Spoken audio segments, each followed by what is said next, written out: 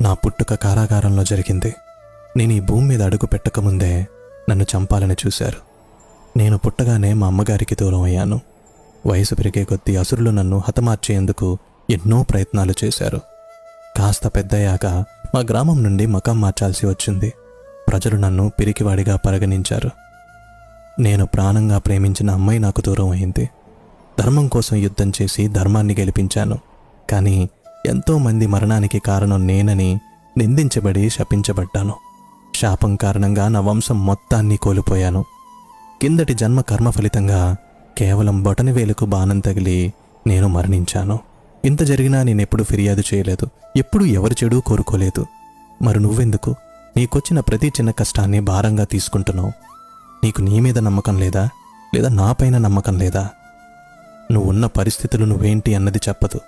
నువ్వు నడుస్తున్న మార్గం వల్ల నీ విధి నిర్వచించబడదు. నువ్వు తీసుకునే దశల ద్వారా నిర్వచించబడుతుంది.